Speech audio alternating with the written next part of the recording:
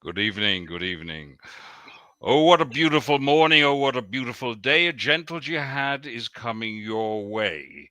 Very often when we think of jihad, it's bombings and beheadings and barbaric behavior that spring to mind that accompany war against the infidel, as indeed are coerced professions of the Islamic faith, namely the Shahada. These have generally occurred in newly conquered territories and in countries where Muslims constitute a majority, but in which there are significant minorities that predate the arrival of Islam. Conceptions such as states grounded in law, with their attendant civil societies and human rights, are not prominent elements in the architecture of most Muslim majority states. Hence, the process of Islamization and jihad proceed with little hindrance in compliant and sympathetic environments. These considerations elicit the question, what has this got to do with gentle jihad? The answer, I believe, lies very much in which sphere jihad is operating. Indeed, just as the Nazis knew they couldn't act with the same levels of barbarity in Western Europe as they could in Eastern Europe, the jihadi is aware that the terms of engagements need to be modified in the liberal West. And this is exemplified in a phased and nuanced approach, namely the long game, in which Palestinism has taken center stage, insinuating itself into every facet of social, political, and cultural discourse. Here with us to discuss this topic this evening, we have Eugene Doyle from Radio Kilkenny, Ireland, Ruchie Avital of Tov Television Israel and a political analyst, and Dr. Francisco Gil-White from Mexico. Before we turn to our illustrious panel, we have Vitor Vicente, who will make a few announcements. Right, so thanks, Marco. So we are here to discuss our new, or maybe not as new, neighbors. You might have noticed their presence, whether it's listening to their chants. I don't think they were rehearsing for the Eurovision, or maybe you smell what they were cooking and you might not know exactly what's going on in the kitchen. But we'll try to unveil all of this in the next hour or 90 minutes. I think we have the right panel to tell a couple of things that have been hidden by the main narrative. So that's what we are here for. Chat box is open, so I want to make sure this stuff is interactive. So put your comments, whether you agree or not with us. We want to make sure this is dynamic. So let's make this a dialogue, not only between the five of us, but also including yourselves. If you enjoy what we do here, please give us a thumbs up, because that's the right way to tell us how much you are satisfied. If you haven't subscribed to the channel, it would be a massive favor if you could do that, just by pressing that subscribe button below. And if you know who is into these kind of real and raw conversations, make sure you share, because the more we can spread the word, the more we can benefit. I also want to mention that this episode is sponsored by Travel Device. So if you haven't figured out what you want to do with your holiday this year, or you want to organize some sort of intellectual tour or cultural adventure, make sure to contact the lads I added in the description. They are called Travel Device. They are spread between Israel, Ireland, and Italy, but they have been all over the place. So they will be happy to help you with the tailored tour according to your wishes and needs. The discount code is there, so make sure you use it, whether you contact them by phone or by email. So let's pass the word to our panel. I think, Francisco, I think you are first in the line, and we are all very eager to hear from you, because you are a newbie to this forum. You may come to regret that, Vitor. We shall see. So anyway, you want me to comment on what specifically? Well, we can start. Go ahead, Marco. Well, I think this is a subject that you're familiar with.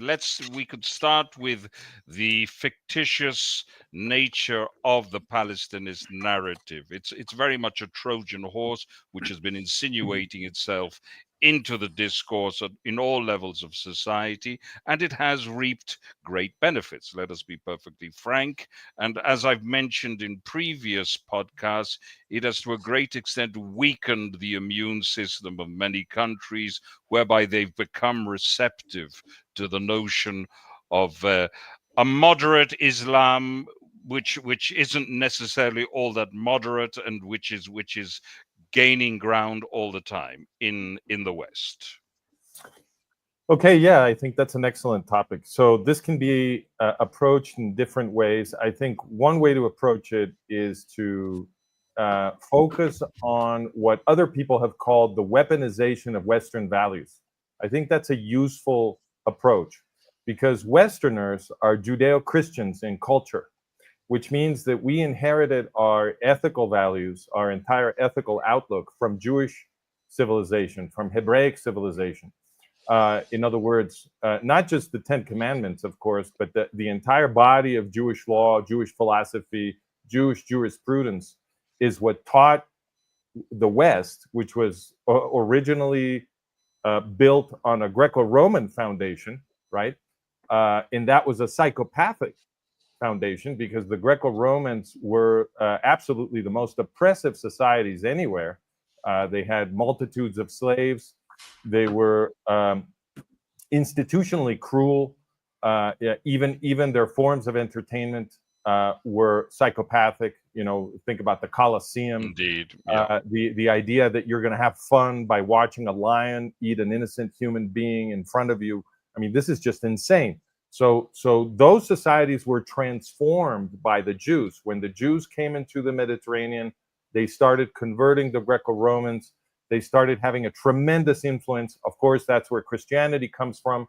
And the Jewish ideas within the Jewish movement and also within Christianity are what transformed the West, and they made us better. So today, Western societies are composed of people who at least think to themselves that they want to be good, that they want to love their neighbor as themselves, as commanded in Leviticus 19:18. And that desire to be good, to build an ethical world, which Judeo-Christians in the West share, is what they have been weaponizing with this Palestinian stuff. So the idea that they put into people's heads through the media, through academia, is that the supposedly existing Palestinian nation has been oppressed by the Israeli Jews, and they give you this David versus Goliath kind of framing where the Palestinians are David and the Israeli Jews are Goliath. And so as a good Westerner, as a good Judeo-Christian, you're supposed to be on the side of the weak who are defending themselves from oppression. So once this is framed as the Israeli Goliath against the poor little Palestinians, that pushes the buttons. It manipulates the emotions of Westerners. But and this is how a lot of support has been created for the terrorist organizations that are actually oppressing the Arab Palestinians. So that part is hidden from view for Westerners. They very seldom hear in the media and from their university professors just how brutal the oppression, the psychological and material oppression that the jihadi terrorists who run Arab Palestinian life, they never learn just how brutal this is, and the utter destruction of Arab Palestinians that these terrorists have wrought. So it's impossible for these Westerners, for these indoctrinated Westerners, to see that if you really cared about the Arab Palestinians, you would be rooting for an Israeli victory because it's the only thing that can help them. Indeed. So that's one aspect of it. The other aspect of it that is also a big lie is that we are not allowed to see or to think about through the media and academic messages that Westerners receive, who really is doing this? If we take a simple-minded approach, which I always prefer, we say, well, Hamas attacked Israel, right, on October 7th, 2023. Not like it was the first attack. It was just a very big attack. They've been attacking Israel forever, right? So they attacked Israel on October 7th. Huge slaughter, take 250 hostages.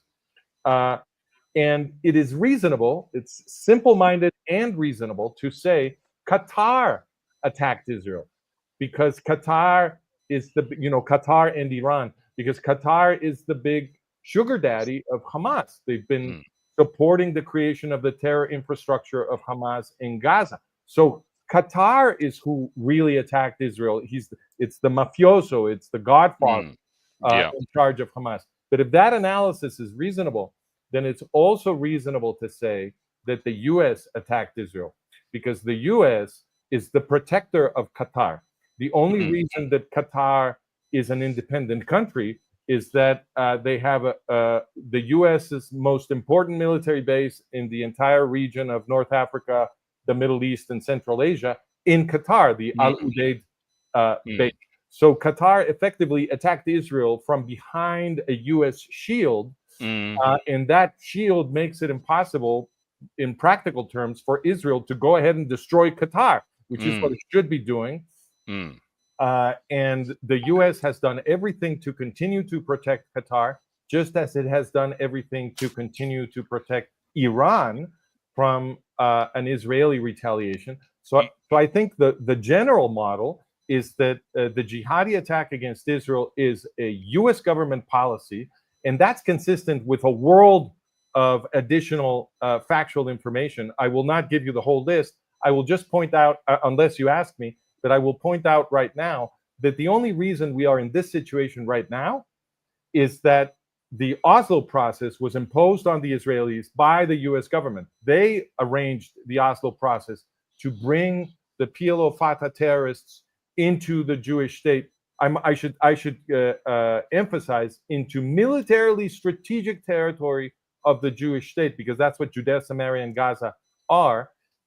And they brought these terrorists in to become the government over the Arabs, and that is what has generated the entire security crisis of the state of Israel. So I consider this a U.S. attack on Israel. Of course, I don't blame the general U.S. population. Of course not. I blame the U.S. bosses who make state-level decisions in the United States. Indeed, no. It's you make a very powerful observations. Indeed, it is a very contorted situation. The problem is, as I see it, is that when somebody gets into an illicit relationship, it's very difficult to get out of it, and that is what the Americans and indeed the Europeans have been doing for many years. The story of a slow creeping jihad goes back a long time.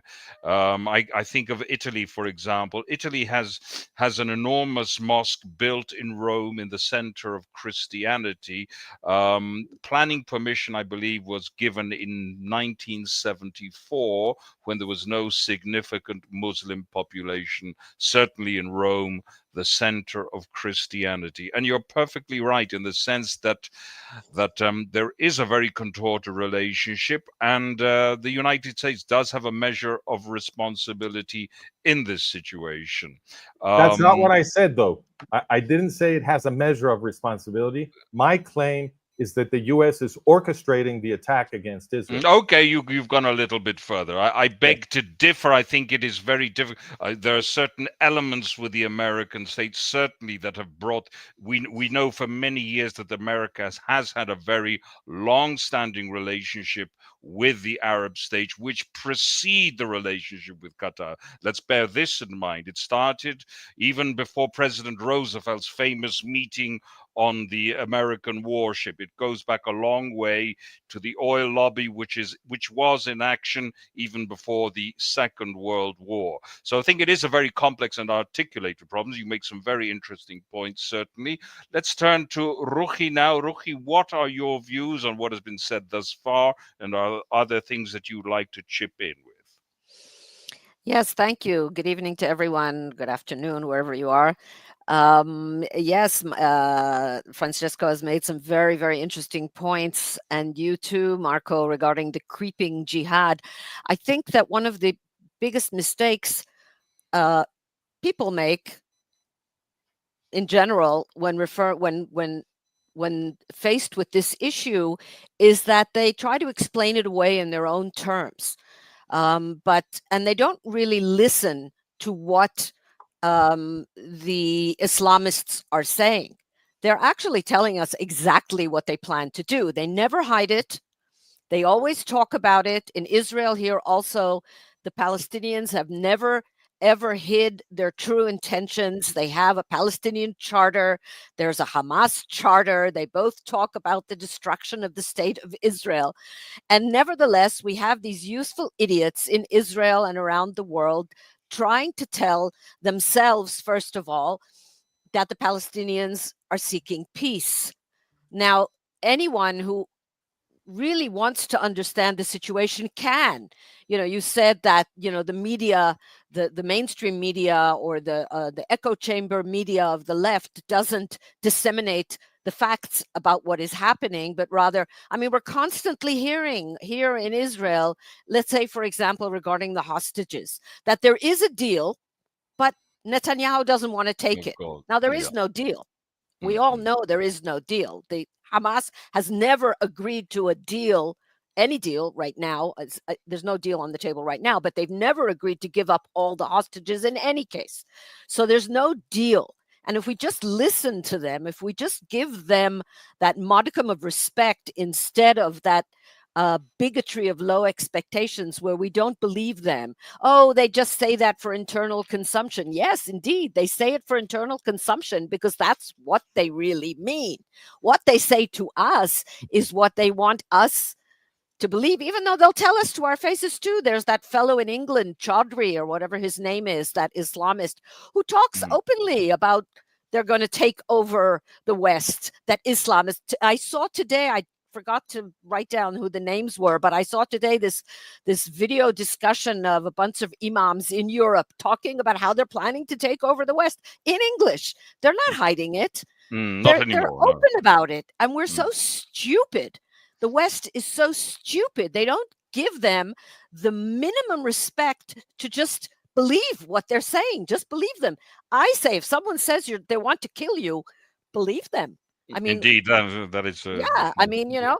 Today, just this evening, just before I joined the conversation, I was watching the news, and they showed this series of videos from Gaza of Hamas, which is losing control now because there is alternative humanitarian aid going in, and there's this militia that Israel has helped arm there in the south, and they have been kneecapping people all over Gaza who have been going to get aid or whatever, who have been undermining Hamas. And there's video. They tape it. They put it out to intimidate the population. And we're just, no, that can't possibly. And Greta and her selfie yacht, they want to go save Gaza. What the hell? Just watch what's really happening. These are really, really bad people. And Francesco, you gave an excellent explanation of anti-Semitism, of why the world hates Jews. They brought ethics and morals and conscience to the world. Wow, we just destroyed all the fun, didn't we? Right? Well, there they were feeding people to the lions, and we're coming to say you can't do that. That's not nice, right?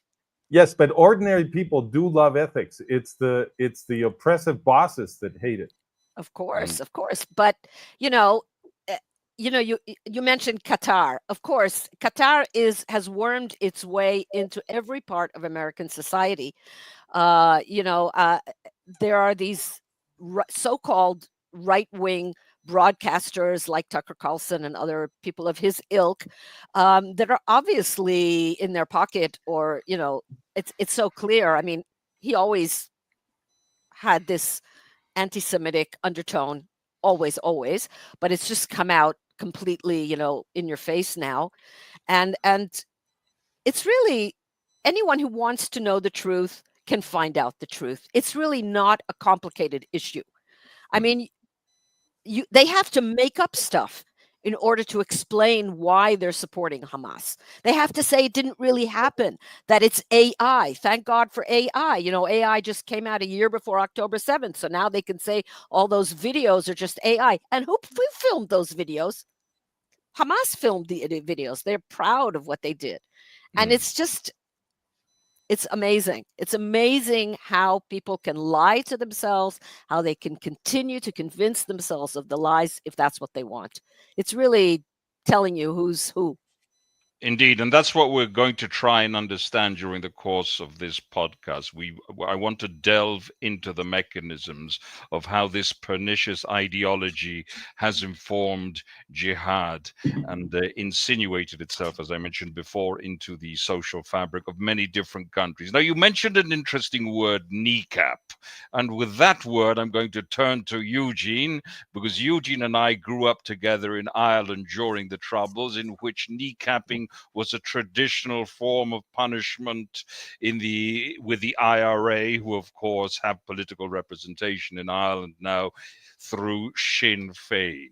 Now, Ireland never had any colonies. It never conquered any other people, at least not since the time of St. Patrick, when it took a few hostages from mainland Britain. Okay, but that's a footnote in history. Eugene, Ireland is undergoing a very interesting process at the moment, not in the good sense, of course, because in the recent years it has taken in it has witnessed the mushrooming of certain populations which are not exactly in sync with Western values, so much so that we have seen demonstrations by the native, long-standing indigenous Irish population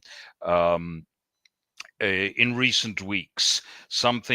People are getting very angry now, and one notices during the course of these demonstrations that the indigenous Irish population wave the tricolour, while the other people, the counter demonstrations, we have the ubiquitous presence of the Palestinist flag.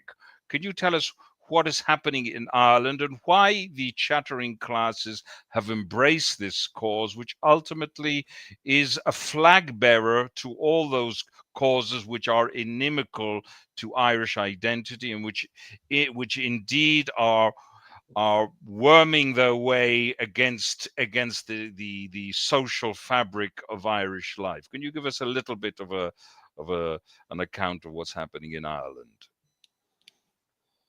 Microphone, Eugene. Microphone. Can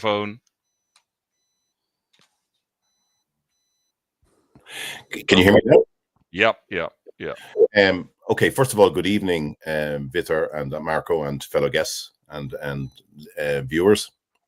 Can I just before I answer that, can I just go back on one or two things that the previous speaker said, and just to there's some things that really just intrigue me. First of all, I would agree 100% that we as Christians, and I am a Christian, and make it known I'm a Christian, we got our values, we got our religion from Judaism. There's no doubt about that. We got all our morals and everything from that religion. Now, strange to me that sorry, I just can't see his name there at a minute. Sorry, Francisco. As Francisco said, in relation to the Romans, how cruel the Romans were, and I always thought it was strange that Saint Peter would actually build the church for Christianity in Rome. I thought that very strange for a country that was so cruel thing. But Also, in relation to Ireland, okay, first of all, I'd say that there's every reaction has an opposite reaction, and I think that the rise of I don't always say it far right. I like to say conservatism. The rise of conservatism is a reaction to the craziness of the left, the utopian attitude of the left, that everything is all right, open borders, do what you want, anything. I think that is a reaction to that right around the world. Hasn't happened in Ireland, by the way, as yet. And I think that the jihadists and Hamas and all of those different groups have one great host in all of those countries, and that is the left. They, as you said, I think, Marco, that they have to use different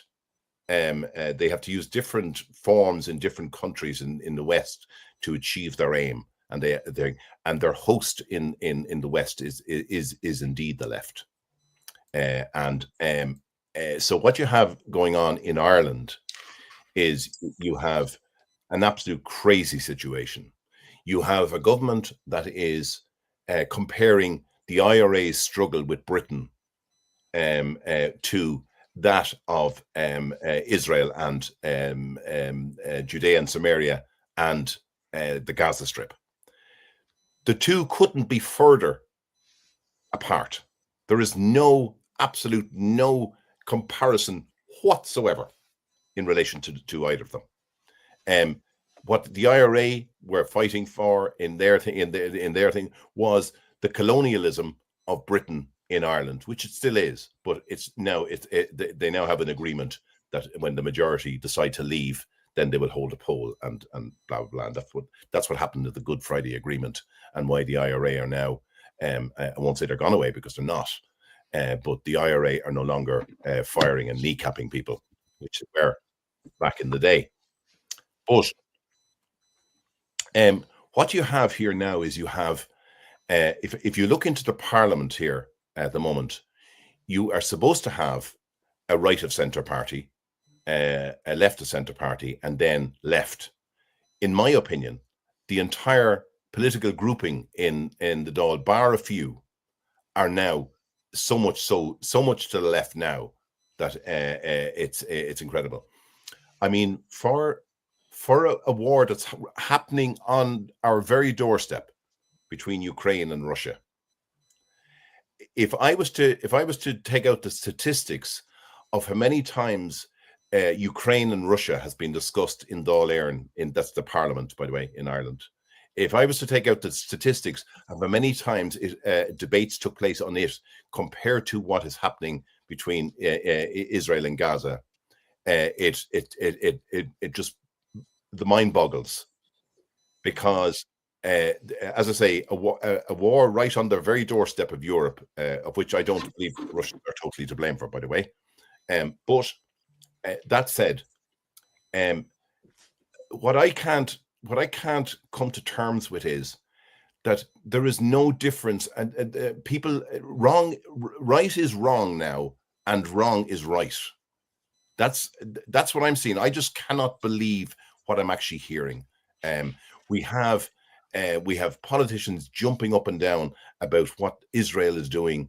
There is no mention of hostages, no mention of what they did to the butchering they did to 1,200 people on October the 7th.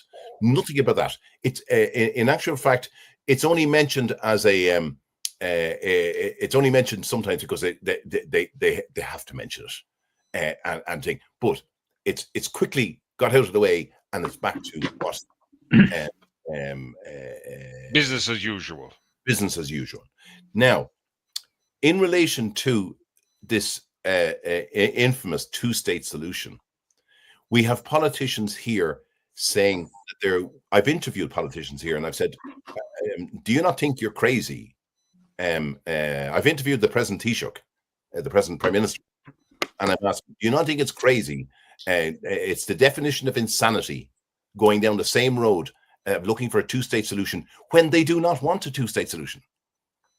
Now, I'm no special person, and I can see clearly that they do not want a two-state solution. They want to wipe Israel off the map.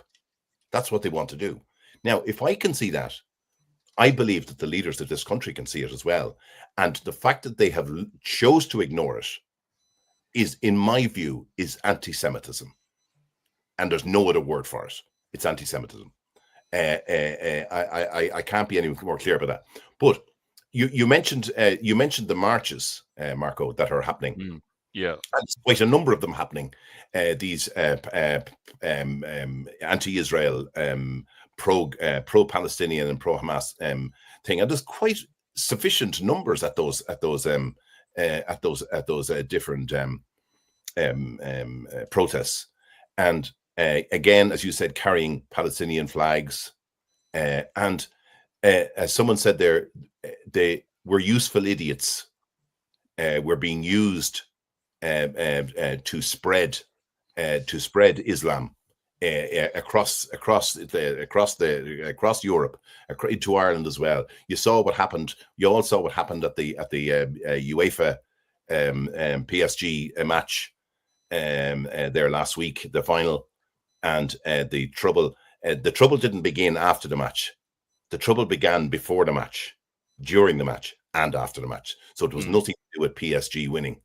It was to do with, again, Hamas flags flying and thing, and it's all down to this left utopian thinking, in my opinion, where they believe open borders. Okay, look, give them a chance. And I see in Britain now they're even considering now giving lesser sentences to minority groups, minority immigrants that come in, lesser sentences for various crimes.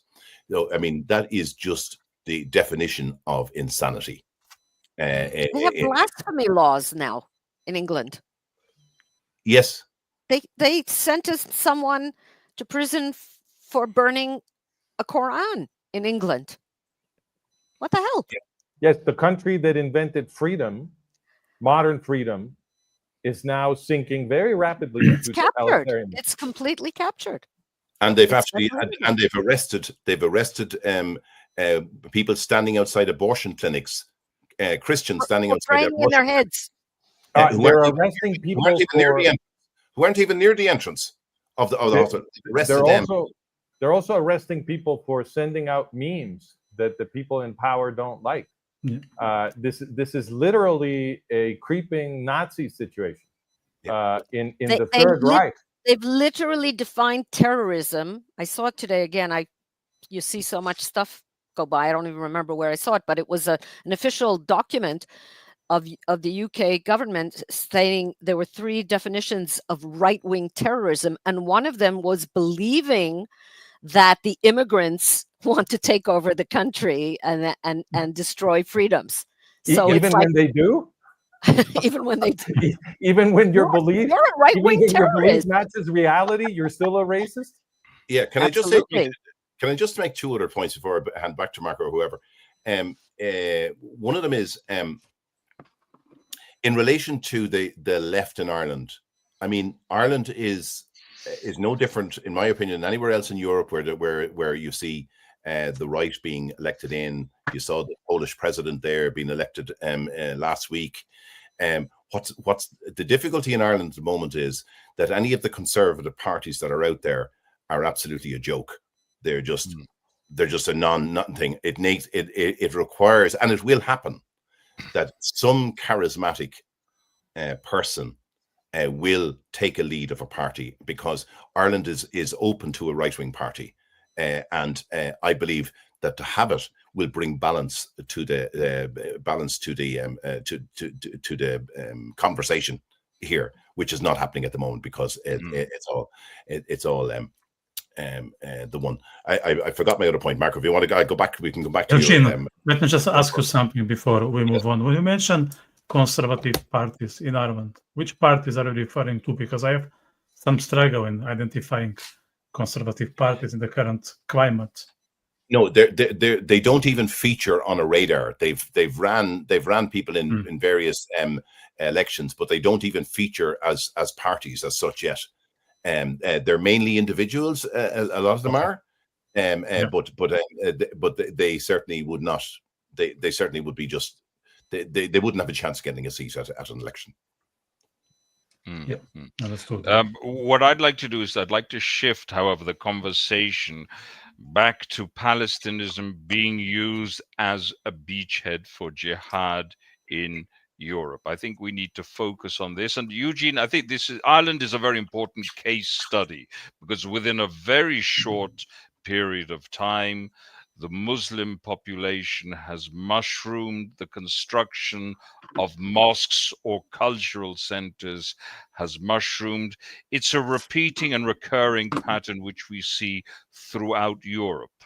What I want to understand is, why is the lack of awareness as to this, as to what's happening?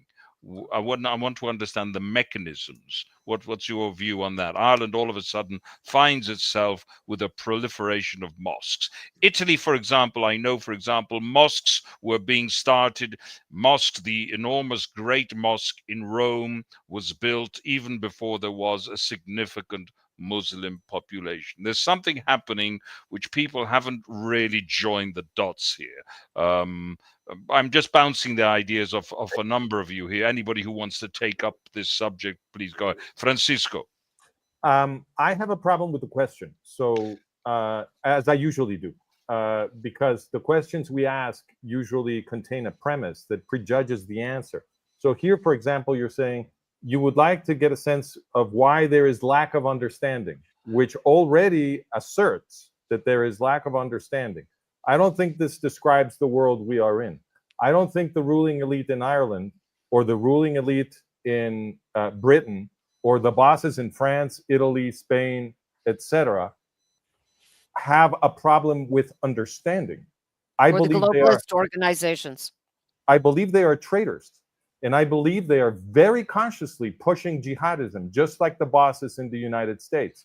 So well, that's what I'm trying to. That's what I'm trying to elicit. This is okay, but it's not. Yeah. But it's not. My view is that it's not lack of understanding. They've had a very conscious policy. No, but I wasn't referring to the leaders. I wasn't referring necessarily to the leaders. Oh well, the lack of understanding. Population at large. It's the mechanism. Fine. What I want to understand is what has been happening, what has been practiced upon the general population to put this into this kind of sleep mode, because obviously Europe is sleepwalking towards, in the best case scenario, civil unrest, in the worst case scenario, civil war. This is okay, so I would give three answers there. One is what I already said. I don't think the bosses are confused. I think they've had a very, very conscious policy to bring Islam into Europe and to transform Europe into an Islamic caliphate. I think that's where it's going. The policies to import Muslims, and not just Muslims, but mostly jihadi Muslims, have been very consistent over the last few decades. The mosques that have been constructed in Europe have been financed with money almost exclusively from jihadi states, from Qatar, from Emirates, from Turkey, which has been a jihadi state for a while now, from Kuwait and so forth, and even from Iran. That's where the money to build the mosques in Europe is coming from. Obviously, the people who are preaching in those mosques are preaching the most radical forms of Islam now existing. So that's one aspect. The second aspect is ordinary people, which you were mentioning. Why are so many people in Europe sleepwalking? Well, they're sleepwalking because the entire media infrastructure is corrupt. In the model we defend at Management of Reality, the media, not just the media infrastructure, but the entire meaning-making system, which includes academia, has been corrupted by the intelligence services of the Western bosses, primarily the CIA. Now, to understand why this all fits in, you'd have to know that historian Christopher Simpson in 1988, in a very important book called Blowback, documented that the CIA was itself created by absorbing tens of thousands of German Nazis and Nazi collaborators that had been working in the Third Reich's intelligence infrastructure in Eastern Europe. this was documented with a bunch of documents obtained through the Freedom of Information Act, and then Christopher Simpson's research has been amplified by historians, historians who followed up on his work. Is not widely known because the media, which has been corrupted by the same CIA, doesn't want you to know about it. But the documentation is very good, and the work of Simpson doesn't stand alone. As I said, it has been amplified through a lot of stuff that has been obtained not only through the Freedom of Information Act, but through the Nazi War Crimes Disclosure Act. So now we have way more information than Simpson had, and the estimates of how many Nazis were absorbed to create the CIA have only been going up. Now, if you have the most important intelligence service in the world created by Nazis, directing U.S. foreign policy, which is what the CIA does, well, then it obviously is an expected result that U.S. foreign policy will be designed to bring jihadis into Israel and to assist the broader jihadi attack against Israel. Now, the third answer I would give is that not as many Europeans are sleepwalking as you would think from just consuming mainstream media, because what has been happening is that there's a lot of resistance in Europe to what's happening, but these people don't get a voice. So it's very difficult. I'm fully aware of, and that I've been following this rather closely. Indeed, I mentioned it before with regard to what Eugene was saying, because there are protests now by Irish people who have had enough, and this isn't covered by the mainstream media. Please. Or it is covered in a way opposite to reality. So people who are out on the streets clamoring to protect the freedoms we inherited from our grandparents who fought for a free West from the French Revolution onwards and from the British Revolutions onwards, right? The people fighting to preserve that are represented invariably in the media as far-right extremists. Exactly. This is what you hear in the media. So it's they not never say right without saying far right. Yes, exactly. There's no such thing as just right. You're always a far right extremist. Yeah. Yes, and there's no such thing as far left. You're always center or moderate. Exactly. And there is another group. Let me just add another group to the discussion. Like, I think there is a segment of the population that is aware of what's happening. They might not be that vocal, and the reason is their wages can be attacked. Okay, like I talk to many people, and they say, "Yeah, I can see what you post on the internet. I listen to your podcast. I sometimes share on private message, but I don't dare to post on my wall because it can happen that the day after I arrive to the office and I have a meeting with HR, and my job is gone. And then what? Who is going to feed their families?" I can testify to that. So a few years ago, that leads to freedom of speech. So some people are conscious of what's happening. They notice that those noisy, naughty neighbors are just next door, and they are not here for good intentions. But if they open their mouth, what happens is they don't know how are going to be fed the day after, and then what? So that's how sophisticated the system is. It's so well built, that if someone managed to raise their voices or even join those marches that Eugene mentioned, and somehow they are spotted and their photograph is on social media, then they're in trouble. So people will just tell to each other secretly, like during those old-fashioned dictatorships, just to protect their wages. And that's very dangerous, because that's the best way to make sure people are silenced. The self-censorship is the most dangerous type of censorship. Yes. No question about it. Indeed. And I remember a few years ago, it's more than 10, maybe 15 years ago, I was just talking to this Belgian fellow. I was interpreting at something, and we were talking during the break. And I said to him, you have a problem in Belgium. Most of the children that are born in Belgium now are Muslim. You're not having your own children, and the Muslims are having children, and there are more Muslims all the time. And he turned white, and he said, "We're not allowed to talk about it." I mean, those are his words. We're not allowed to talk about it. And look at the farmers in Holland, that huge protest with the tractors and so on and so forth. You didn't hear anything about it on the mainstream media. And even here in Israel, not even here, in Israel too, there was a huge demonstration last Thursday evening in front of the Supreme Court. It was barely covered. You could have literally 20 people from the left, from the center, demonstrating at some intersection, and they will get full media coverage as if it's a huge demo. And the right has this, over 100,000 people, which is a lot of people in Jerusalem on Thursday night, and barely covered. And then they found a broken window or a little hole in the window of the Supreme Court, and that's the only time the left talks about the demonstration, because during the demonstration, they're saying that window was broken, although it's on the other side of the building, and nobody knows. They didn't find any evidence, but that's the only mention. So people are saying, what? There was a demonstration on Thursday night? I didn't know that, because if you were watching mainstream, you didn't even know there was a demonstration. You didn't know there was going to be a demonstration. You didn't know there was a demonstration. It's all engineered. Everything that people consume, the people, well-meaning people who are not particularly political, who are not very literate, don't follow politics like crazy people like we do, and they don't really know what's going on. They're not looking for it, because they kind of believe that what the media is telling them, and it's just, it's this vicious cycle. Yeah, the only thing I'd say on that, just looking at just a couple of points on that, Marco asked about why ordinary people are not seeing this. Just look at your own country in Israel.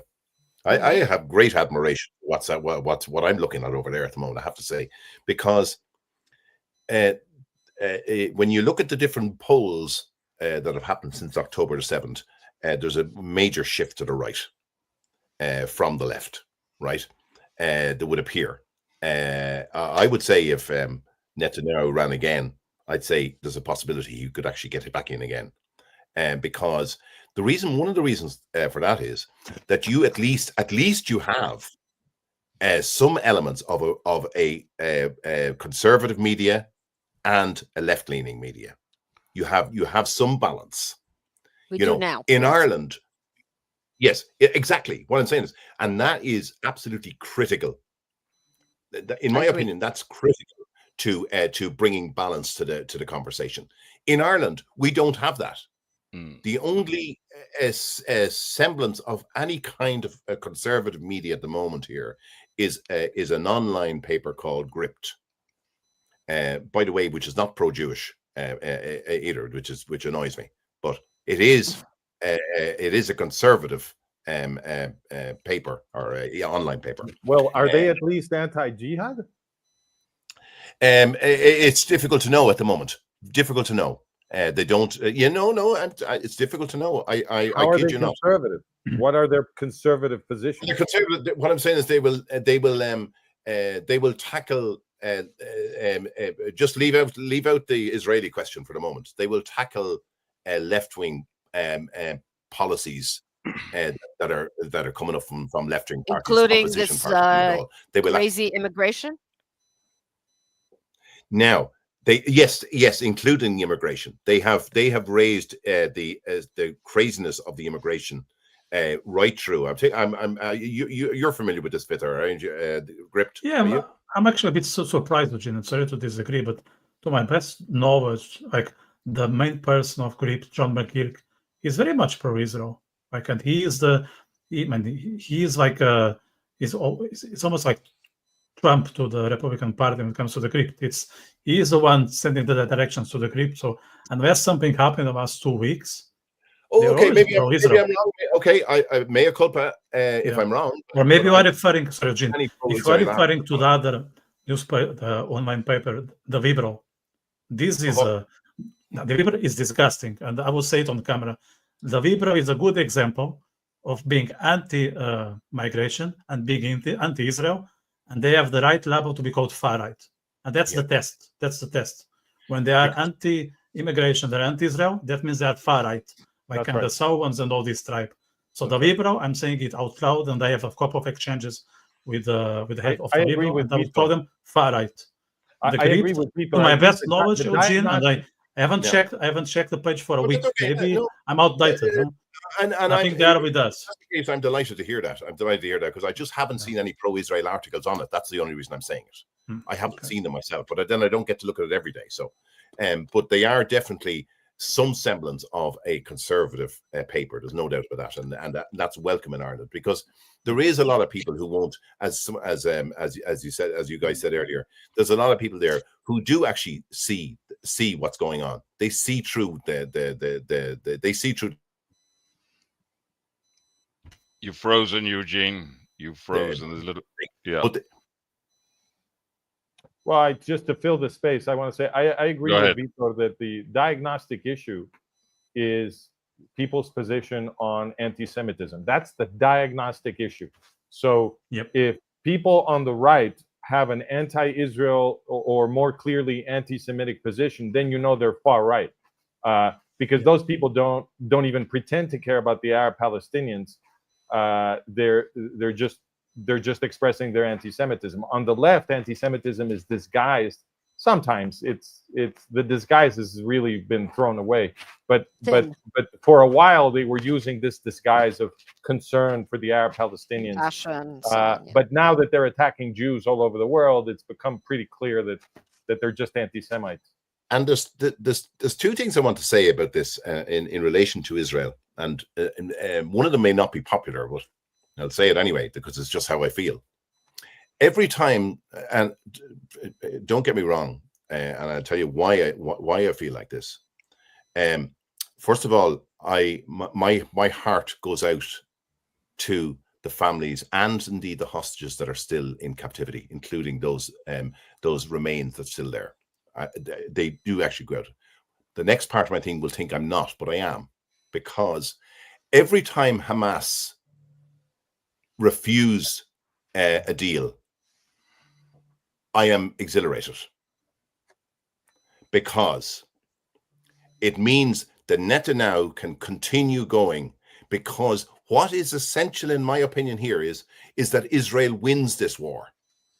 It is absolutely essential that they are not pulled out before they win, because it is sending the wrong message to Europe, to jihadis in Europe and everything, that if we do something, if jihadists will look at it, if we can get Israel to leave Gaza without winning, well, then we have a chance of replicating this elsewhere. So while I have every sympathy for the hostages, and I do, and I pray for them, I am exhilarated every time Hamas says no, because I want to see Netanyahu win and get a clear win and rid them in Gaza. Well, the question of the hostages has been weaponized by one side of the political spectrum in particular. Of course, it is a tragedy. You have, of course, one has to do the utmost, but one has to think of future hostages which may ensue from capitulation. That's what a statesman has to do. Unfortunately, what we see is that a lot of hysteria has been generated, okay? When people are in this mode, it's very difficult to reason. By the way, this is what Palestinism has done to discourse in Europe. It functions on a very emotive level. It destroys the capacity to reason. And we see this in European countries, all over Europe, an incapacity to reason, to process facts, to join the dots. And I'm afraid this is going to be a recurrent theme.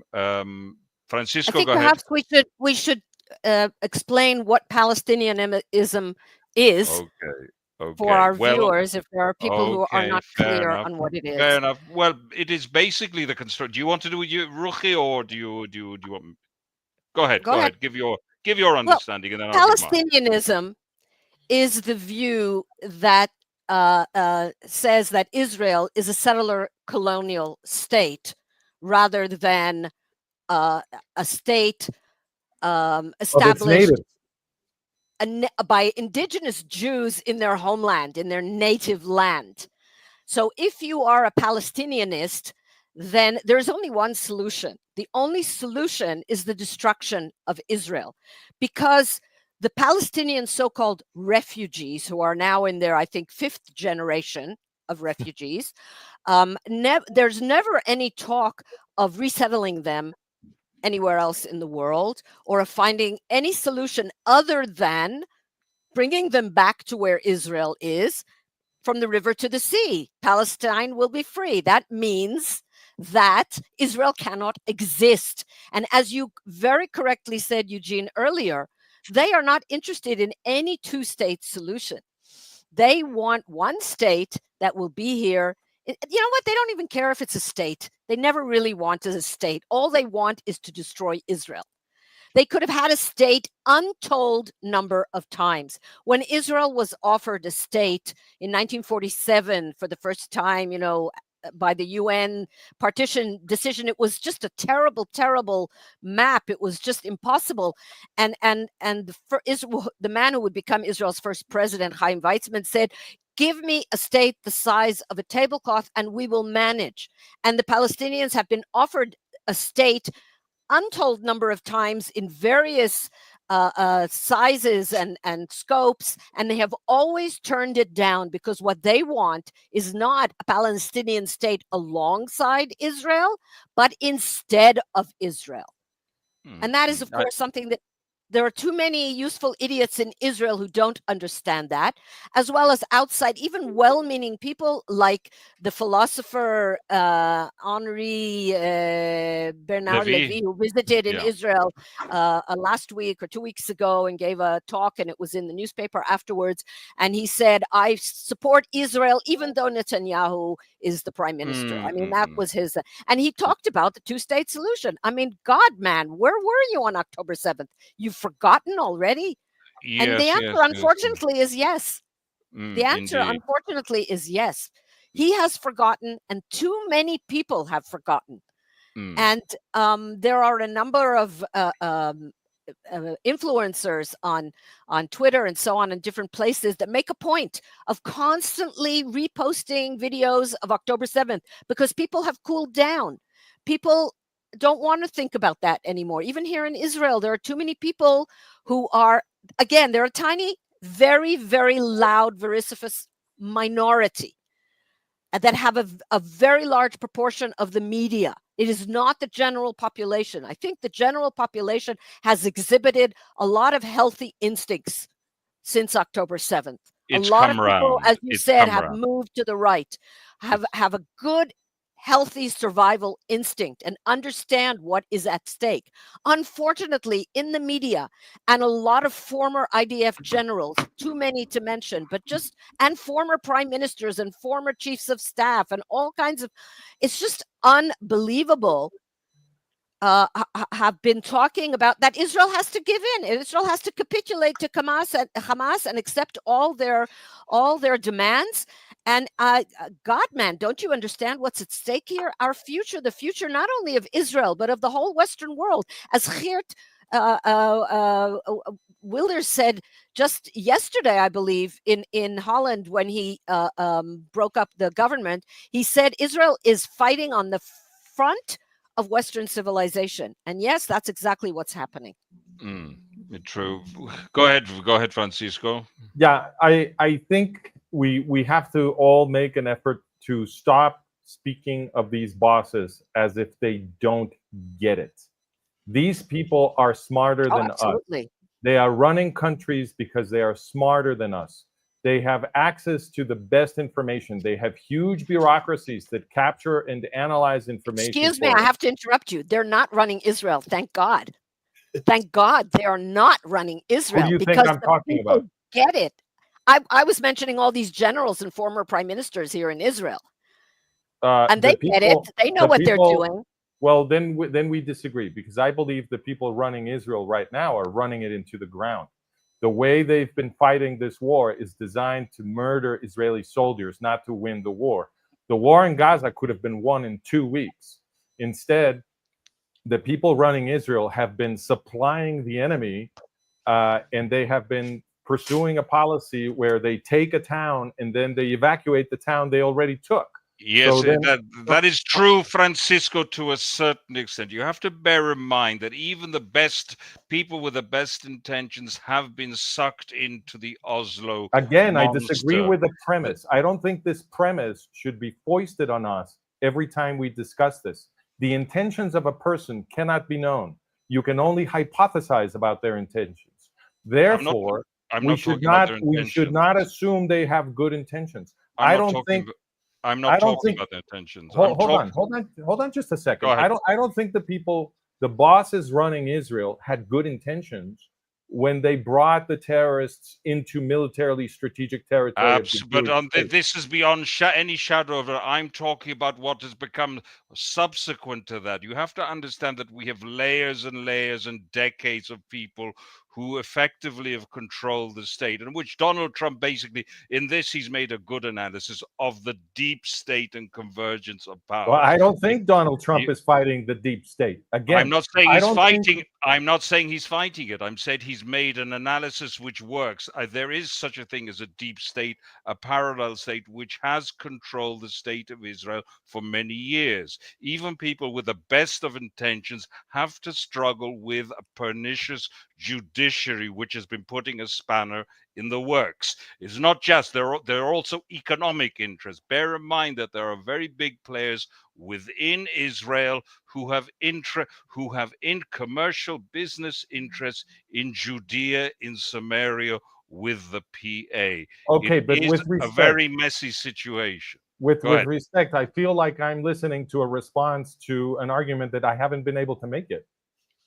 So what I was saying is that the people who brought the terrorists into Israel in 1993 to 95, which is when Oslo I and Oslo II were signed, I don't think they had good intentions. And I think those Without are but there's no disagreement on this. There's no disagreement on this. They had absolutely bad intentions.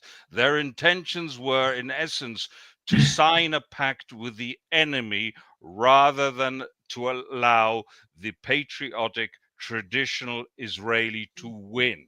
That is the game they played. Who in your model, who is fighting the deep state in Israel? Who is fighting the deep state? It is coming from the bottom. It is the people who realize that they have to shake off these shackles. And who among the people who parade themselves as Israeli politicians, in your view, is fighting the deep state? I believe the person who has the best analysis, to my mind, is probably somebody called Moshe Feiglin, who has the sharpest analysis of the mechanisms within. Completely agree.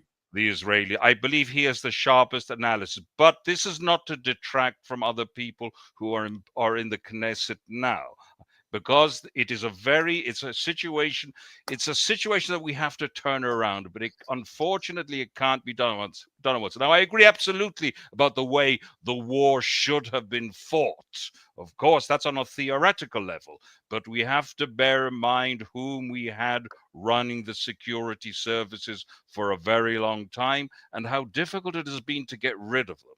And who is trying to get rid of them? The present government is trying to get rid of them.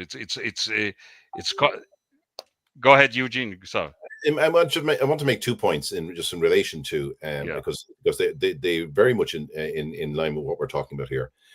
First of all, let me just talk about Netanyahu for a second, and I believe that he is trying to fight the deep state, and some of his ministers. Now, sorry, Eugene, if I may I just say so? Sorry, because now it can be argued that he hasn't done enough or with enough vigor. There are things I certainly would question in the way he has conducted himself in many ways. I think he's been too soft, and obviously there have been deficiencies. But go ahead.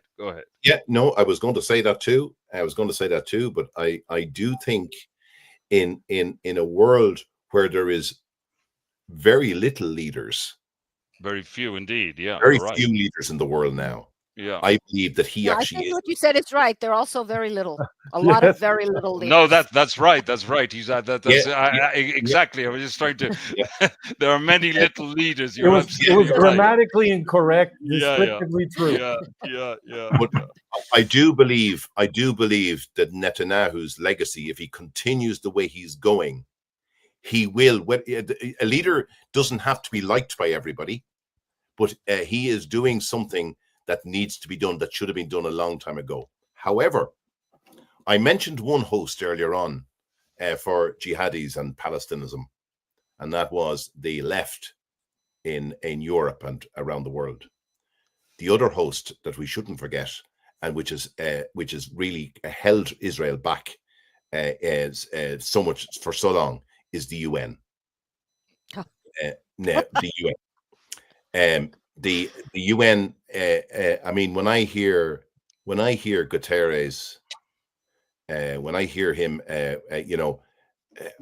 I'm saying to myself, I cannot believe that I'm actually. I have to slap myself and say, am I actually living in the same world as this guy? And I look at the different organizations like UNRWA, who have perpetuated this lie for decades, and Israel has been, in my handshackled by the UN for far too long. Yes, for far too long. And they are the other hosts, because the Arabs, the Islamists and all, they love the UN, because the UN, every time the UN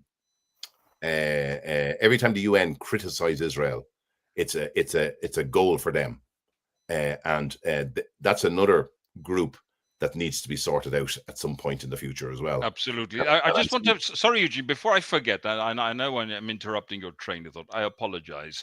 Right. In reality, I believe that it is Israel itself which has exported Palestinism. This is the disaster. By accepting the Oslo process, unfortunately, it has bought in and subscribed to absolute lunacy, because it can't be described in other terms, to be so I do lay the blame to a great extent here. Go ahead, Eugene. Sorry. Yeah, no. That's the central argument I was making is that the UN is definitely another host and a propagator. Indeed. So, sorry, Ruchie wanted to say something. Yeah. Yes. I want to go back to what Francisco said. I mean, I don't want to. I have a lot of criticism of Netanyahu as well.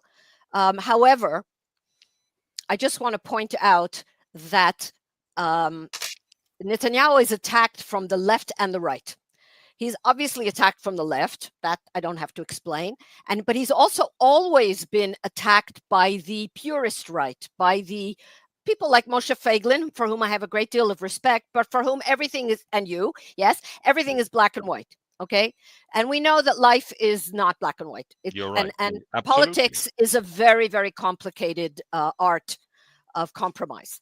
But I just want to kind of prove my point, because number one, I want to say that Netanyahu is probably the least corrupt politician in the world, because every moment of Netanyahu's life has been investigated and put under a microscope since he was in the UN, I think, already.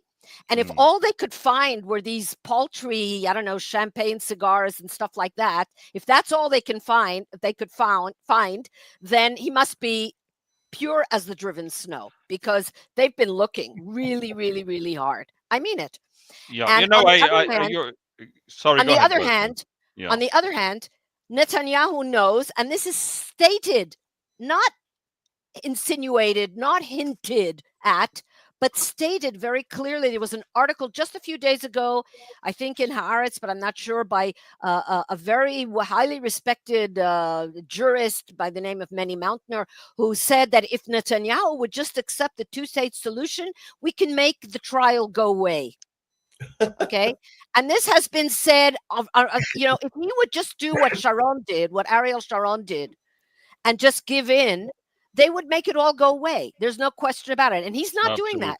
So for me, that says a lot, because he could have a very good life, easy life, if he would just give in to the left, like Sharon did. But he refuses to do so. And like Olmert did, and like all the others who were once on the right and then moved very strongly to the left. And there are now, put on a pedestal and given a microphone whenever they want to speak, and, That's right. quoted in Haaretz and so on and so forth. I Great couldn't agree artwork. with you more, Ruchie, on that. Absolutely. Well, Francisco, go ahead, then I want to say something. Go I'd ahead. like to reply. So everybody here agrees. So there's a reason my effort is called the management of reality, because once you start trying to discuss issues within the reality that has been created for us by media and academia, then we've already lost. And in that reality, Netanyahu is supposed to be an opponent of the Oslo process. We just saw Ruchie defend that view. All of us here agree that all of these problems began with the Oslo process. And Ruchie's talking about Netanyahu's corruption. But there is petty corruption, and then there is profound moral corruption, moral political corruption. I think the second kind is way more important. The Oslo process was in fact set in motion by Benjamin Netanyahu. He is not an opponent of the Oslo process. He just pretends to be. The Oslo process was in fact initiated in the Madrid Peace Conference of 1991. Remember, the signature, Oslo I signature, was in 1993. That requires a prior period of negotiations in order to get to the signature in 1993. That prior period of negotiations began in Madrid in the Peace Conference of 1991. The people there negotiating on the Israeli side were Yitzhak Shamir and his Undersecretary of Foreign Affairs, Benjamin Netanyahu. The secretary, David Levy, was not there because Netanyahu did not get along with him and he didn't speak English. Forgive me, Shamir did not get along with him and Levy did not speak English. So Netanyahu went with Shamir to the Madrid Peace Conference of 1991. And at that conference, Netanyahu was the first functionary of the Israeli government in history to violate the sacred taboo of Israeli politics, which forbade any negotiations with the PLO. It was Netanyahu, forgive me, let me just finish, Ruchie. It was Netanyahu who violated that sacred taboo for the first time. And from his negotiations in Madrid, we got the Oslo peace process. And then Netanyahu, every time he competed for Israeli elections, promised to roll back and or cancel the Oslo process. And once he was elected, he would push it faster than the leftist prime ministers. He's the one who signed the Wye River Agreement. He's the one who handed over Hebron. And he's the one who allowed the CIA to train the so-called security forces of the Palestinian Authority, which are a bunch of terrorists. All of that was done by Netanyahu. So there is no material evidence that Netanyahu has opposed the Oslo process. He's a great actor, and he claims. So why doesn't he just cross the road and move over to be a leader of the left? He could easily do it. Because then he can't destroy Israel. All of the people who have been most effective at destroying Israel are on the right. Menachem Begin, who gave the Sinai away to Egypt and thus made Israel vulnerable on its southern border. Yitzhak Shamir, who got the negotiations with Netanyahu for the Oslo process started. Sharon, who gave Gaza without asking for anything and created the mess we're in right now. And on and on and on. There is no distinction. So why doesn't Netanyahu just stop the war now? What? I don't understand. That's what the left is begging for. That's what Haaretz wants, to stop the war. So here's one thing. It is obviously naive to pretend that somebody who's working to destroy Israel is all-powerful and can maneuver anything on any issue. Naturally, everybody who is at work on this issue is operating under political constraints. Netanyahu has to maintain a media image of a right-winger who is actually supposedly defending Israel. And that puts some constraints on his behavior. But look just at the way that he has been waging the war. He could have won the war in Lebanon, could have won the war in Gaza. He could have destroyed Iran already. And instead of that, he behaves like the little puppy of the American bosses. And he does everything that the American bosses require to destroy the security of the Israeli state.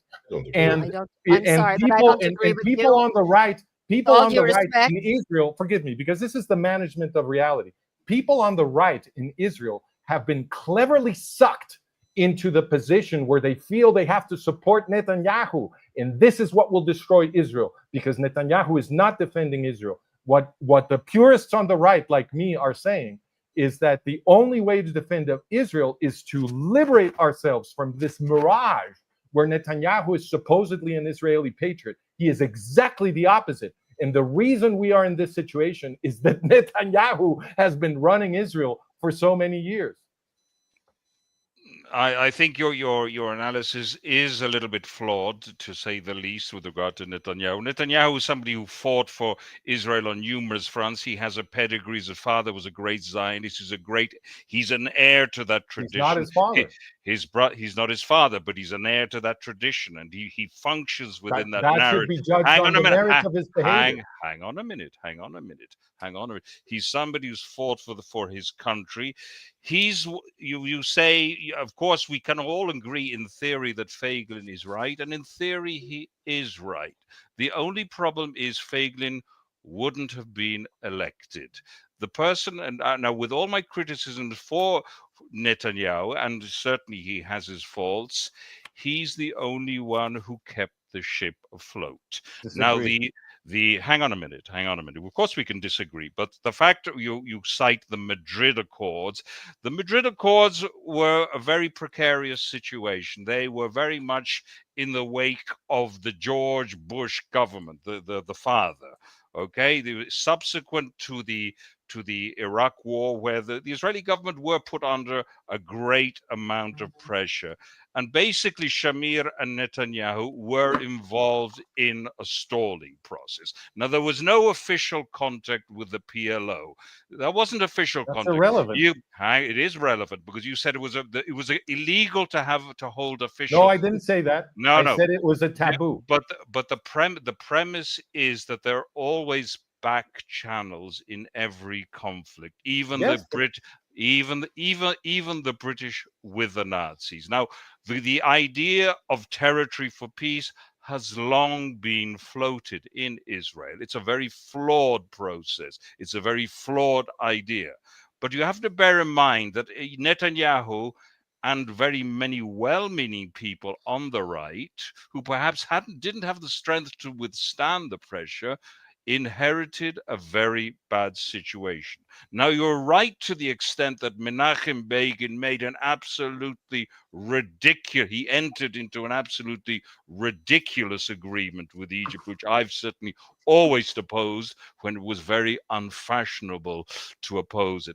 But to impute to Netanyahu the desire to dismantle the state of Israel is extremely flawed from many points of view. Well, we would first have to hang on, let me finish. He defends Israel. Well, I think he's defended it for a long time, because because you mentioned many fronts, but what you failed to mention is the internal front that he's had to face, the internal front which the right has had to face. You look what happened with the judicial reform, the protests that these people started. They were prepared to tear the state down. Why doesn't he fire? Hang on a minute, because the High Supreme Court have arrogated to themselves powers which do not belong to them. So it's obviously this situation has to be changed. But when you are fighting against a judiciary and with a deep state where they control the army and very important economic players who have vested interests in the Palestinist Authority, you're dealing with a very complex reality. And this is the dilemma which, to a great extent, Netanyahu and the right have been dealing with. Now, I agree with you to the extent that perhaps he hasn't been vigorous enough. There is something here to be said for that. I would add to that he's guilty of being arrogant to believe that he could say one thing and do something else. Like, for example, his famous Bar Ilan speech, where he said that he favored a two-state solution. And he put in a caveat, which the Palestinians have never agreed to, and that is to recognize Israel as a Jewish state, which goes back to what I explained and what we discussed about Palestinianism. But and I had a personal stake in that, I was the interpreter of that speech That's live. your fault. Yeah, my fault. Well, you- No, but actually, what there you- was but what actually you an just article said- in Haaretz the next day about me, the settler who interpreted Netanyahu's speech. But what you just said is that there's no difference between the leftist bosses and Netanyahu. Netanyahu believes No. in a two-state solution. I said that what I was trying to say was that Netanyahu did certain things and said certain things in the belief that he would be able to say one thing and do the opposite. Exactly. He wasn't. I think he's past that age now. I think he realizes now he can't do that anymore. Oh, I'm sorry. I and- remember Netanyahu saying that he was going to destroy Hamas, and then he started negotiating with Hamas. I remember Netanyahu saying that he was going to destroy Hezbollah, and then he stopped, and then he evacuated Lebanon.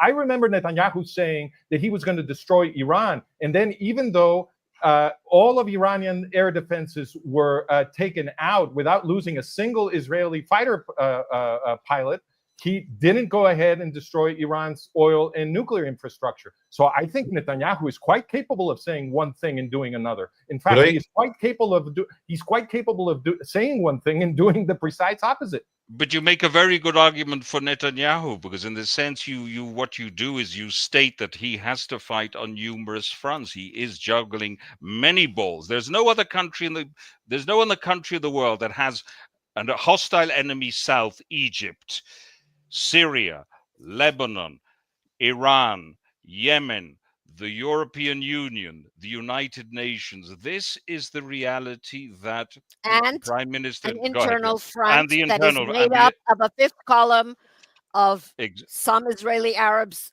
Sure, not all, but if many who if are Israelis- disloyal, and Israelis who are disloyal. But this is the state of Israel. He is the But prime minister, and in Israelis- our forgive me, system of if- government, he has to make a coalition, and you can't ignore the subject of the hostages. I agree with Eugene, with what Eugene said in the big picture, and I'm also, let's say, I have very mixed feelings when I hear that the negotiations have broken down.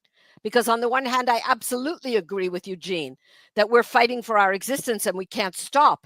But on the other hand, there are 20 live hostages in there. And it is a terrible, terrible, terrible thing for the state of Israel to have this constant issue that is driving us apart. Well, I'll Because say this. I If you understand remember- perfectly well. I understand perfectly well that the movement for the hostages is not a movement for the hostages, that it's a movement to topple the government. I know all that. But there are families in Israel that have their children still in Gaza. And That's an emotional argument. I'll say one thing. it is an emotional Eugene, argument. let Eugene speak now. I think he hasn't I'm very happy I don't spoken have for to a make while, that guys. decision. I'm very This is happy I true. don't have to make that decision. He does. Can I? If Israelis on the right continue to think that being a patriotic Israeli is the same thing as making excuses for Netanyahu, Israel will be destroyed. I can promise you that. No. Can I just say just two things? Just one thing to just show you the difference. I'm looking at the whole issue about the Attorney General in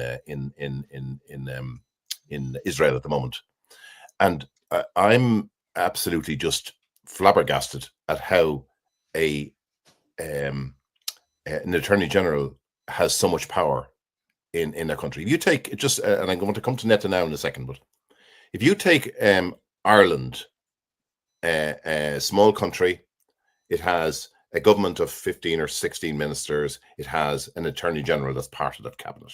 Okay, it advises the government on legislation, what they believe is a thing.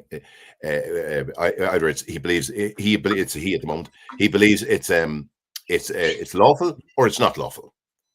That's right. He never comes out in public, never says anything. He gives the government advice. The government have the right to ignore his advice or take his advice. Indeed. And what you're looking at in Israel, to me, is absolute insanity. That you can have an Attorney General with that so much power coming from the judiciary and this deep state. I just can't get over that. In We could relation have a to whole session just on that subject. yes, in relation to Netanyahu, I don't think Netanyahu is perfect. In actual fact, there was a leader in Ireland called Charles Haughey, right? And he was a leader, right? He was the leader of the Fianna Fáil party in Ireland, and he was done for having Charvet shirts and blah blah blah for taking what do you call it, side things from people and that for favors and that. But he wasn't majorly corrupt. But what he was he was corrupt enough that he could actually make decisions, that he could actually get things done, right? And he was admired for that in some cases, not by the left, by the way. Now, if you take Netanyahu, this is why I can't fully agree with what you're saying, Francisco, is because if you take since the 7th of October and the many fronts that Netanyahu is has been mentioned there that he's fighting under, has nearly the entire world against him, against what he's doing in Gaza. He has people threatening this, threatening that, threatening everything. He has the UN. He has the UN on his case. He had before Trump came in. He had Biden. Biden wasn't controlling anything. It was other people controlling it for him. But for a person to stick that out and also stand trial during a war, during an existence war in your own country, standing trial 2 days a week. They wanted it more, but 2 days. I think it's 2 days a week that he's attending a trial. He has gone in. He has obliterated Hezbollah. I'm not saying it's gone, but it's obliterated them. He has said that he will continue with the Hamas war until either the hostages are released, including the deceased, and it will continue. And he, despite world pressure and every pressure from every single corner and from his neighbors who are against him as well, the neighboring countries, has stood the pace and has continued to execute the war to win. And it's important that he continues that, as I said earlier. It's important that he continues that and wins that war, because otherwise we are all in trouble. In my opinion, we are all in trouble in the West if he doesn't win that war. That's my opinion. Well, I agree with that opinion, but that doesn't mean that Netanyahu is trying to win that war. When you say that Netanyahu is working under tremendous pressure, I always answer, so what? Yitzhak Shamir was under tremendous pressure in 1991. He shouldn't have negotiated with PLO.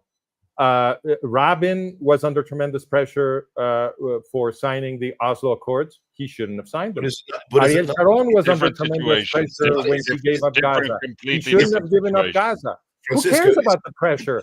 You are the government of Israel, not the servant of some other country. Yeah, but Francisco, just because there is pressure doesn't mean that your responsibility is different. And I think, let me just finish, please. Okay, I think Netanyahu has been reacting to world pressure. He was told not to attack Iran, and he didn't. He was told to restrain himself in Gaza, and he did. He was told to restrain himself in Lebanon, and he did. He was told to restrain himself in Syria, and he did. When what he should have done is conquer all of those countries. That's what security for Israel means. It means the liberation of Gaza, of Lebanon, of Syria, of Iraq, of Iran. That's what security for Israel means. But he's not doing that.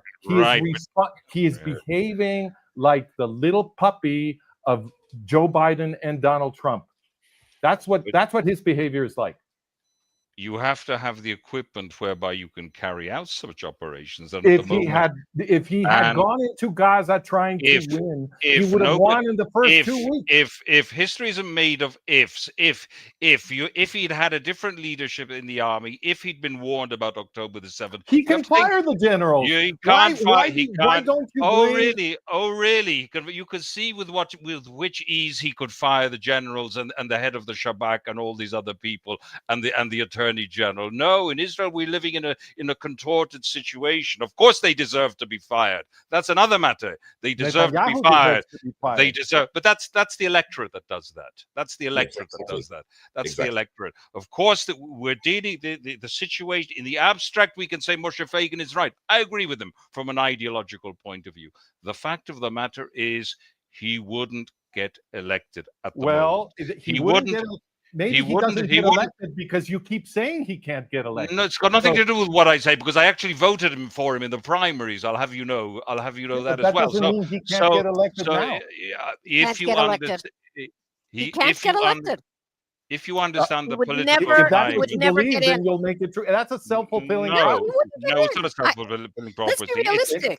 It's In any under, case, if you think understanding Moshe the Fagin, moment. wait, if you think Look Moshe at Fagin Holland. is right, Look at Holland. You have hold on. Wilders. Let me finish Gets this more thought, votes Ruchie. than anybody else, and he's not part of the government. He can't. Let he me can't finish be this prime thought, minister. please.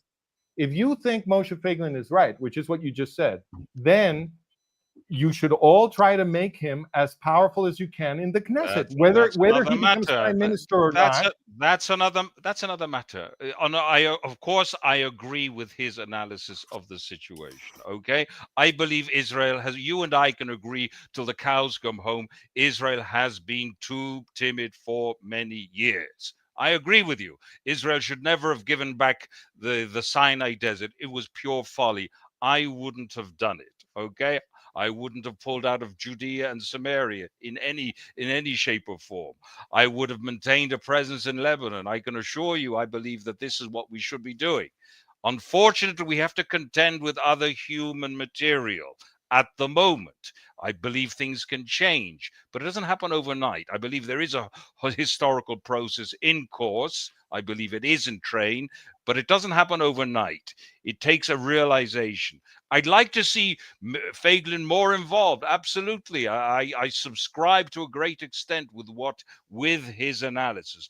But at the moment, the political climate doesn't predispose a situation whereby somebody with those ideas will win an election at the moment. I hope it changes.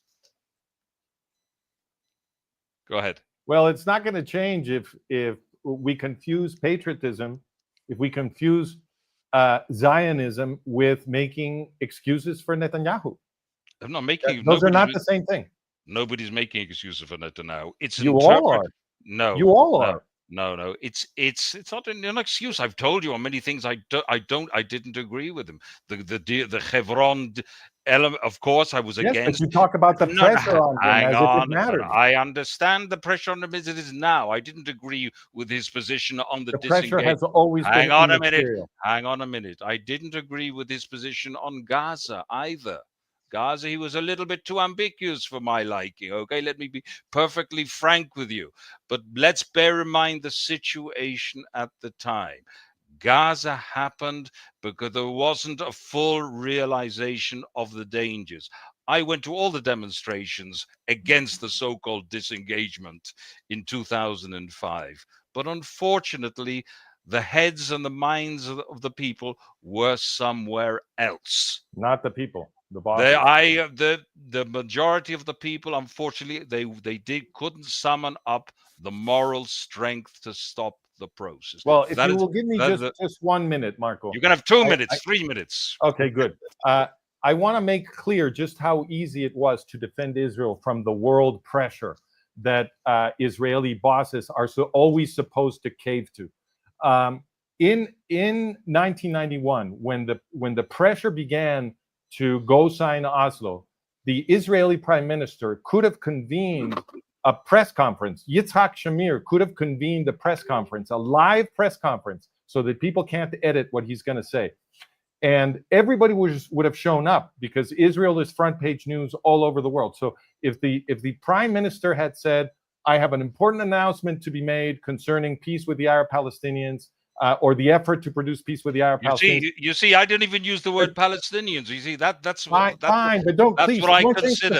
I'm trying to get a point across. I know you're trying to get a point across, but I believe it's a fundamental mistake here. You fine, see, but that's not but I'm not going there. Fine.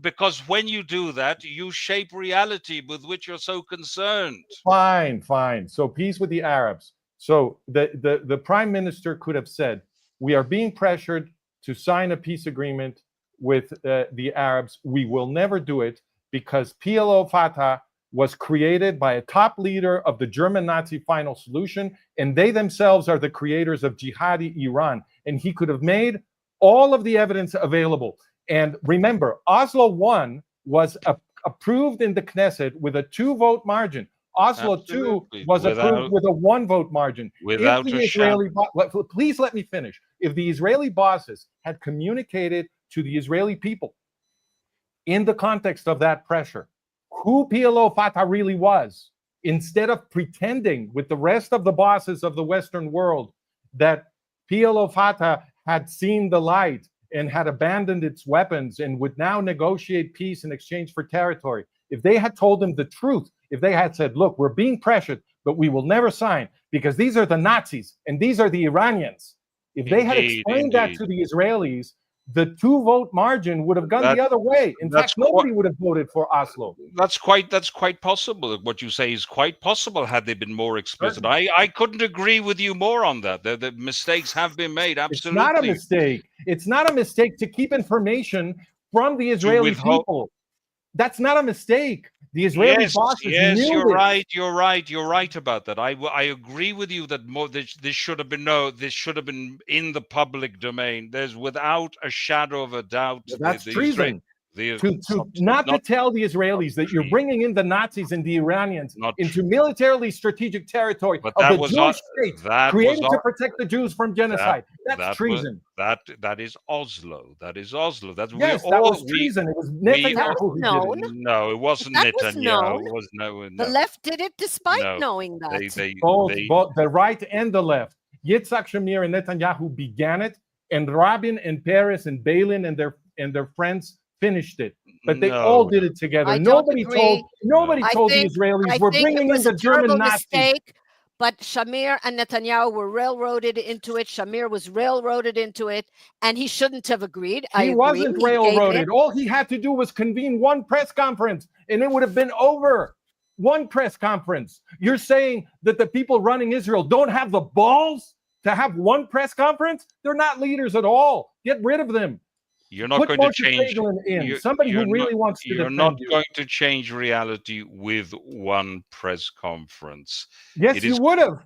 In 1991, one press conference explaining that PLO Fatah comes from the final solution and that PLO Fatah is the real creator of Jihad. Who is to say? Hold on. All of which we have documented on managementofreality.com. Yes, indeed. It's all documented there. But who is to say that so many people would have been against the final solution? Do you think that this would necessarily have not been receptive to many people in the world? I'm talking about the Knesset. The Knesset, Marco. The vote to approve Oslo 1 was a 2-vote margin. Oslo 2 had a 1-vote margin. If the Israeli people had been people had been informed that PLO Fatah was created by Haj Amin al-Husseini, a top leader of the German Nazi final solution, and that PLO Fatah was the creator of Ayatollah Khomeini and jihadi Iran, the Knesset would not have been able to approve Oslo because the Israelis would have been uniformly against it. No, not necessarily so. There were people here who were prepared to make peace with the enemy. 2-vote margin. 2-vote margin for Oslo 1. 1-vote margin for Oslo 2. Please. You're preaching to the converted on that.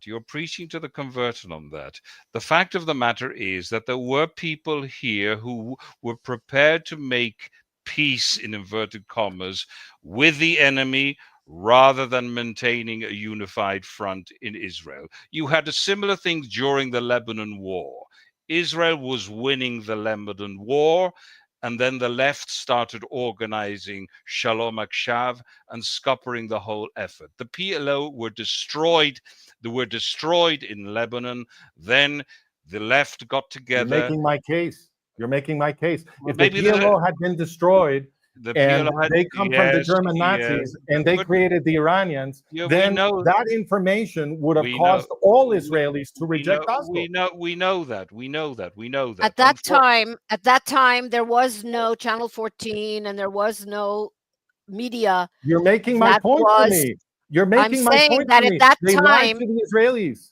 They lied to At the that Israelis. time, the media was completely captured by the left. Completely You're making captured my by the left. point for me. The Yitzhak Shamir, if the entire media was captured, Yitzhak Shamir could have convened a press conference to tell the whole world but what the media was But he I don't wouldn't have agree been with your reported. He premise. wouldn't I have been don't agree with live your press premise. conference. There's nothing they I can don't do with a agree live with your press premise. I conference. don't think that would have changed anything. I think anyone who had their eyes open knew exactly It what would the have PLO changed was, the including the Israelis. left. The They just Israelis would have wanted known. to believe. They wanted to believe their own propaganda. They wanted to If believe. you really think that possible. Israel is doomed, if you really think you have to make excuses now I'm not for the making people who signed excuses.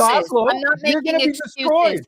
I was out there in the streets together with Marco and other But people you're like making us. excuses Many, for them many, now. many people like us. You're making And we excuses for them fought it now. tooth and nail. You're not au fait with the reality at the time. Things happened because people, to a certain extent, didn't want to. They were incapable of understanding reality at the time. No, The- they were the- lied to about the- reality. they- I No, can no, understand. no, no. Anybody can No. understand. People that knew I don't Cleopatra was agree. created No, by the I devil. don't no. agree. The I don't people- agree. People wanted to believe in an alternative reality. That's what they wanted to believe in. And the only time when Israel started, the population realized that that was an illusion, that they had been fed a false dream, was when the buses started blowing up in the second intifada. That's when the tide changed here in Israel. If they And were that's- fed a false dream, then it's not their fault that they didn't know the truth. It is their That's my fault. point. Everyone makes their choice. I was fed the same false dream, and Marco was fed the same false dream, and we didn't buy it. So everybody makes a choice what they decide to believe in. I've been against, for example, just to give you another example from a different place, I've been against the EU, what they called the common market and all that stuff from the beginning, because I saw where it was going to go. That's the Tower of Babel, where everyone speaks the same language and talks the same thing, and it doesn't end up well. And that's, people choose what they want to believe in. So People are you choose what to see. claiming that Israelis were not misinformed when Oslo was signed? Are you claiming that the Israeli bosses didn't keep information about PLO Fatah, key information from the Israeli public?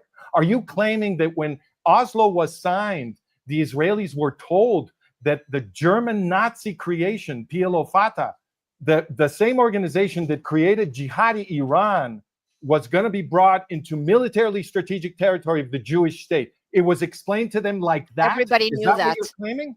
Everybody knew that. What? I'm telling went you. listen, I'm I know telling you that's that not true. everybody knew that. That's Look, why we I- couldn't I understand why proved- they were doing it.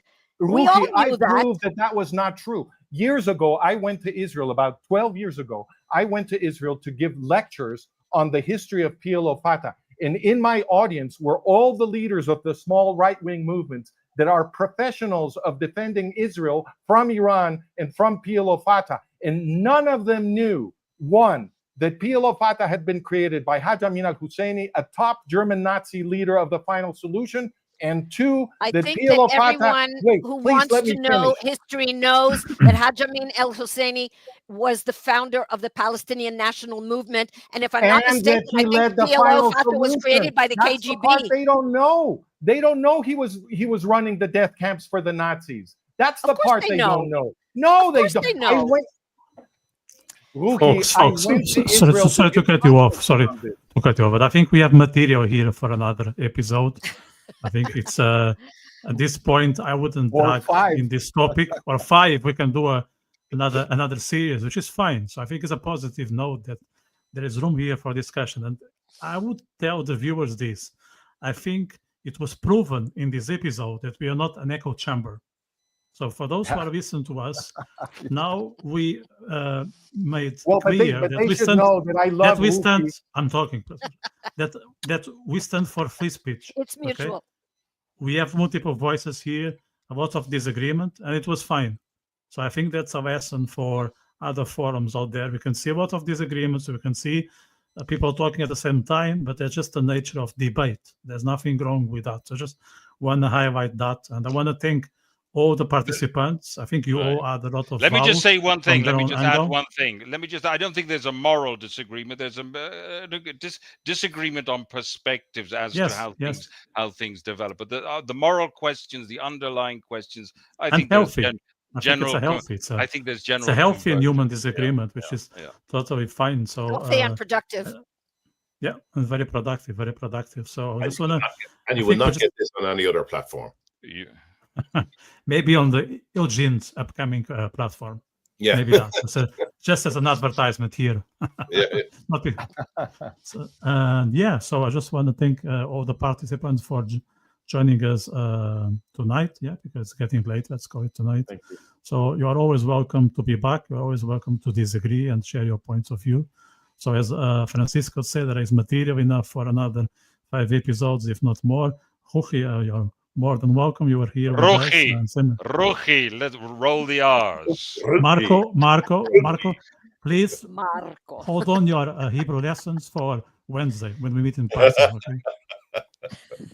Maybe after a otherwise it sounds like hooky, and she's not hooky. I don't know. I know what you mean. I'm too innocent, so I know. I'm not going there. Rookie. She's not a rookie. The erotic R. The erotic R. So not erotic, erotic. That's another podcast, Marco, and another podcast to do. Getting carried away, right. Marco.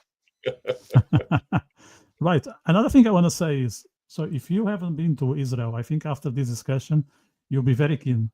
You know, if I would be you, I've been 6 times, and I'm very looking forward to be there again in a bit more than 24 hours. If you haven't been, I think you probably are quite curious at this point, because you can see that people speak their minds, the disagreements and everything is fine. It's actually what I call the engine of the society. So if you are still unsure about it, why not contact the experts? Travel Device, they are on the description. So they can tailor some trip for you, and maybe you can even meet Marco as a tour guide. So what a bonus. So I want to just throw that to the conversation. Also, if you haven't subscribed to the channel, it would be great if you can do so, because that's how this thing gets distributed. If you enjoy this conversation, and even if you didn't agree with what we said, it would be good if you can provide us with a thumbs up. And if you know someone who is into this kind of conversation, the best thing you can do is share via Facebook, WhatsApp, and maybe on your work email, as long as HR is not aware of what you are sharing. So I want to close with that note and wish a very good night for everyone. Thank you, Vitor. Good night. Good night. Thank you. Good night. Night, Rookie.